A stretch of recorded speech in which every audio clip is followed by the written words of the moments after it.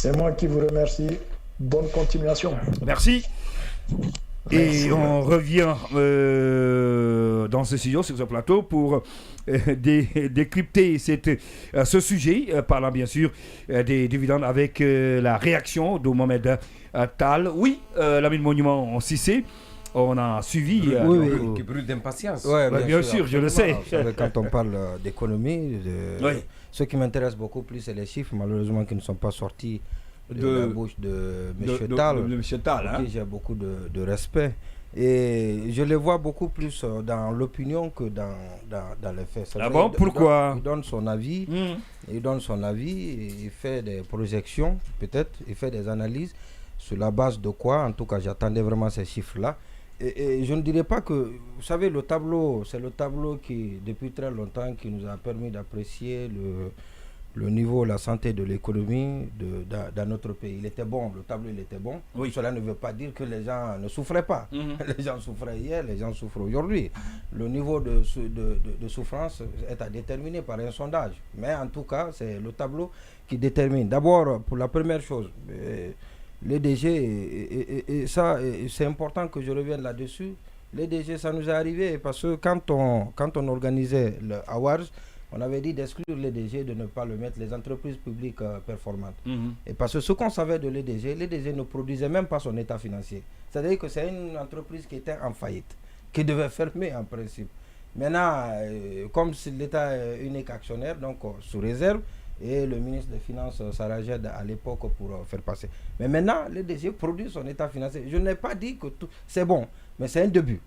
C'est un début. Il y a beaucoup de choses à faire, mais c'est un début qu'il faut encourager. Il faut continuer à exercer de la pression et c'est ce que le partenaire financier fait tous les jours, le ministère de l'économie. Alors, et par rapport à l'inflation, et quand j'ai lu sa tribune, son opinion, l'autre fois, et je me suis posé un certain nombre de questions avec l'aide des spécialistes.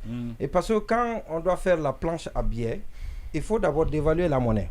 La monnaie doit être désappréciée, si l'expression existe comme me le permettent. Alors, mais j'ai vu le taux d'appréciation de la monnaie guinéenne qui s'exprime par le taux d'inflation. C'est en dessous de 2 chiffres. C'était 2 chiffres avant, aujourd'hui en dessous de 2 chiffres. Comment se fait-il qu'on puisse faire de la planche à billets et que la monnaie ne soit toujours au même niveau d'appréciation? Et ça, la question, c'est du bon sens. Et je ne sais pas comment on peut m'expliquer. Et je veux bien qu'il m'explique ou d'autres personnes m'expliquent que cela est possible. Maintenant, l'autre chose, par exemple, les financements. Vous savez, c'est important.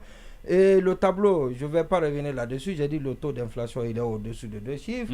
Et la croissance, c'est vrai qu'elle était plus grande avant, mais c'est toujours autour de 5. Une projection de 6,1, ça c'est très bien. C'est l'un des meilleurs chiffres de la sous-région. Et puis, par rapport au financement extérieur, ça il a dit, c'est en principe, dans un gouvernement de transition avec les militaires ne peut pas bénéficier de financement extérieur. Mais pour ce gouvernement, il y a des négociations qui étaient en cours, qui devaient s'arrêter, qui devaient s'interrompre, jusqu'à la mise en place d'un gouvernement, mais avec la diligence de pôle économique, notamment à sa tête, le ministre de l'économie, et ce qui a abouti, c'est par exemple l'enveloppe financière destinée à la gouvernance locale avec le ministre Mouri, et c'est passé à l'Assemblée nationale, ratifié, adopté 80 millions de dollars. Donc ça a été pendant la transition sous le leadership du ministre de l'économie. Il y a 81 millions de dollars de l'ANIES qui a commencé sous le régime Alpha Condé avec Ansoumane, je me souviens à l'époque, qui se battait beaucoup auprès des institutions, mais ce n'était pas bouclé. Et c'est lui qui a impulsé, qui a posé les bases. Mais les négociations ont été bouclées et c'était arrêté. Et parce qu'on avait, avec le changement de régime, on avait tout fermé. Et puis on a forcé une porte entrebâillée et finalement cela a été accordé. ANES 81 millions de dollars. Il y a 200 millions de dollars pour l'eau. L'eau, vous savez, les besoins ont été exprimés à plus d'1 milliard. Il y a la moitié qui va être mobilisée. Les partenaires sont déjà disponibles, annoncés. Lors de la prochaine assemblée de FMI de la Banque mondiale à Marrakech. Et ça va, vous le verrez. Et ça va être d'ailleurs historique. Et parce que cela va être signé. Et dès les années prochaines, avec le jeune directeur très dynamique également. Et donc les choses vont se mettre sur le point en ligne de ce côté-là. Et puis, vous parlez de quel directeur? Vous parlez de quel directeur? Le directeur de la SEG. Ah d'accord, M. Aboubacar Camara. M. Aboubacar Camara. D'accord. Alors, et la dette, c'est vrai, c'est qui a organisé tout récemment le forum de l'eau. La dette. Mais quand j'ai regardé aujourd'hui les chiffres de la dette, vous savez, je me disais que oui, la dette intérieure, parce qu'il y a les opérateurs qui m'appellent, j'entends les cris de partout. Mais vous savez, la dette intérieure se situe autour de combien? 43%.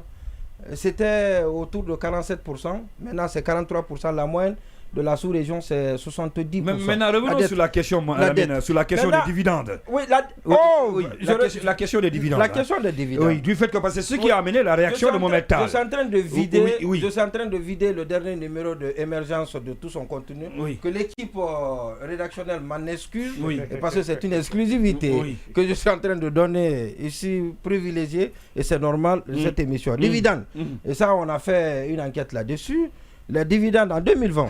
La dividende avec les entreprises publiques, et les EPA et les EP.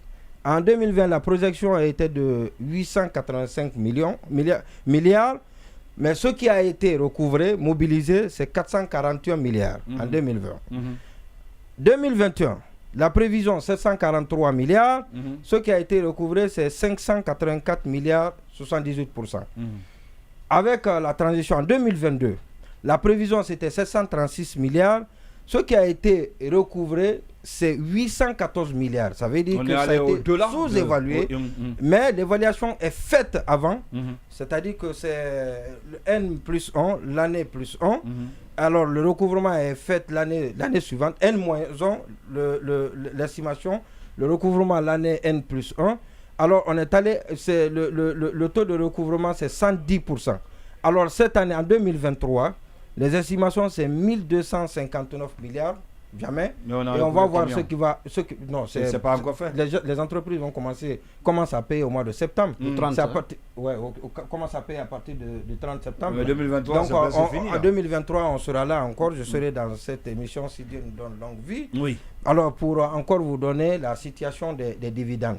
Situation des dividendes. Justement. Tel que demandé par le président au ministère de l'économie et des finances. Ce qui a demandé par le président. Et je me suis informé. C'est que la gestion des dividendes, par la gestion des recettes. Vous savez, il y a les recettes non fiscales. C'est ce qu'on appelle les recettes non fiscales. Mobilisées par... Il y a les ministères de recettes. Le ministère du Commerce, le ministère des hydrocarbures, donc il y a des ministères de recettes. Maintenant, les entreprises qui sont dans ces ministères-là ont déjà, à travers leur ministre de tutelle et les ministres des Finances par le passé, ont pu, on pu se tailler un cahier de répartition des recettes qui sont générées par ces entreprises. Mais selon ce qui se passe ailleurs, c'est que toutes les recettes sont d'abord versées au niveau du trésor et à partir du trésor, donc le dispatching, le partage est fait au niveau du trésor. Ce qui fait que le trésor devient très liquide. Le trésor peut faire des levées de fonds. Le trésor peut faire des levées de fonds dans les banques. C'est de cette réforme-là qu'il s'agit et c'est pour ça que le président a interpellé parce que ça a commencé. Il faut beaucoup plus de flexibilité parce que les gens... Il faut beaucoup plus de flexibilité. Merci, on va partir.